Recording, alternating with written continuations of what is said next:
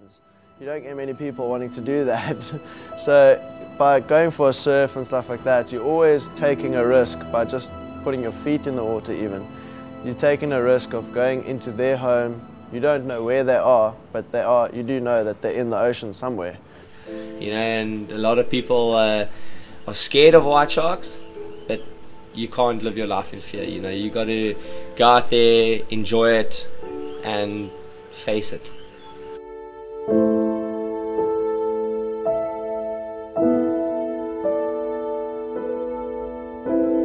Some of the surfing community in the area are extremely vocal about their opposition to cage diving, citing views that sharks follow the boats back to the shore. Chumming and baiting is making great white sharks associate humans with food and reward, and even so far to go that increased shark attacks must be the fault of cage diving operations. During the making of this film, several backers with ties to surfing even withdrew their support due to fear of a backlash from some sections of the surfing community who are extremely against cage diving. Some people are totally and utterly convinced that we are creating shark attacks, and others are not.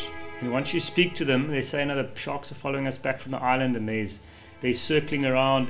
And then you try and approach them and say, well, that was a fact. Why aren't there more shark attacks? Why is it happening on a daily basis? And then you say, well, are we to blame for shark attacks in areas around the world where there is no cage diving? Places like California where there's no cage diving on the coast and they still have shark attacks. You're not attracting a shark from 5 kilometers away. You're attracting a shark who's in the natural feeding area vicinity already.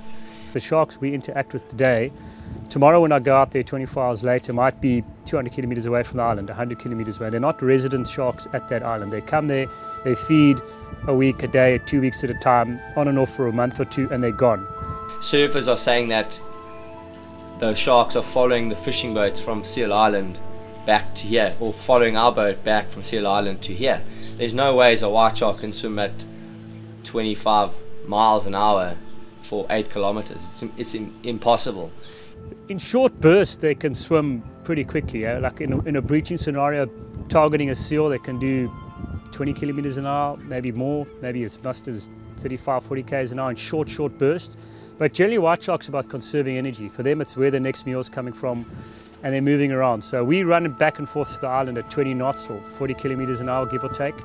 So for him to swim behind me for 88 miles, which is 16 k's at 40 k's an hour, no, it's not going to happen. And then even if he does, he's going to come to an harbour, and a lot of the attacks we have are in our summer months in April or October, when there's a change of season where we're not even at the island, where the boat's been shut down for 2 or 3 months at a time, and we're gone. One of the attacks was when I was sitting on a tube in London in November, several years back, and it was there, boom, shark eats someone in false bay sort of thing. So no, we're a convenient target. Look, people want to blame someone. It must be very traumatic if your son, your daughter, or your wife, or whoever gets killed by a shark.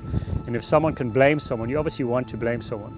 You know, they blame us for bringing the sharks in the area when they've been here for years and years. And a lot of people, especially the older people, they keep going on about how when they were younger there were no sharks in this bay, and it's only the last couple of years. So it's ridiculous because they've been here all the time.